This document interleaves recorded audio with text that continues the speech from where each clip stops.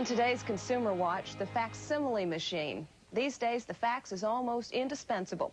It's one of the centerpieces of today's high-tech offices. Most offices have at least one, and these days more and more homes have them too. The fax frenzy is everywhere worldwide. There are 10 million fax machines in use. But Betty Furness is here this morning to report on some potential problems, things you might not have thought about. Morning, Betty. Good morning, Deborah. In this fast-paced world in which we want everything instantly, facsimile machines are becoming the office toys of the decade. Faxing has become a way to do business. Some machines can transmit documents in minutes. Half of the 3 million machines in this country are used by insurance companies, bankers, and manufacturers. Law firms are the next biggest users. Hartford, Connecticut attorney Milton Sorokin says his firm saves time using the fax machine. It's an essential tool. It's beyond being vital.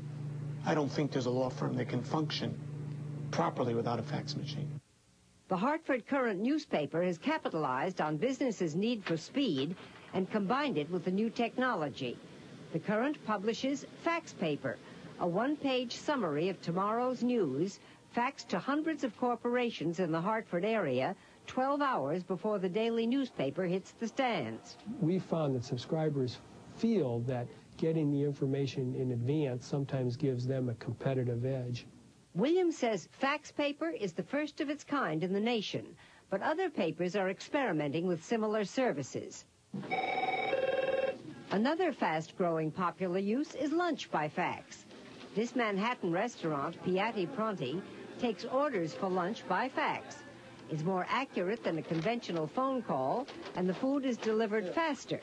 Business is up 10% because of the fax.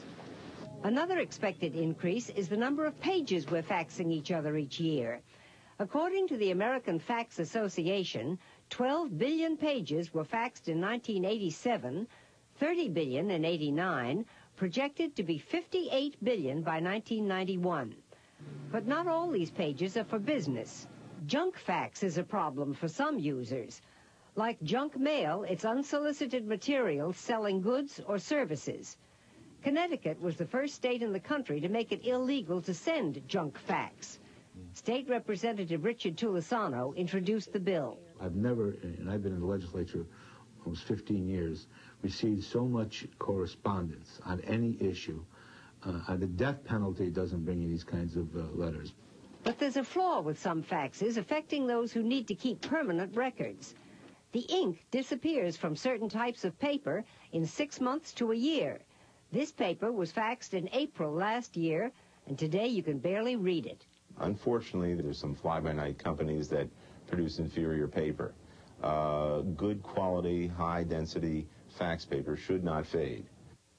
Some of the newer models use regular bond paper, but the one sure way to make sure you'll have records is to photocopy everything that's faxed to you. As faxing gets cheaper, there'll be a lot of machines in the home. And just remember, to send a fax, you pay for the phone call, and to receive one, you pay for the call. To receive one, you pay for the paper.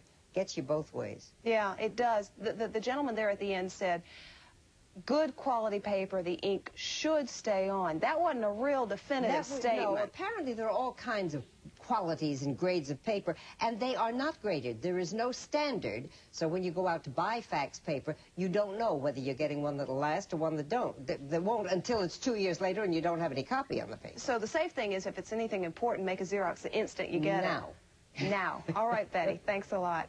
We'll be back with lots more time now, though, for a station break.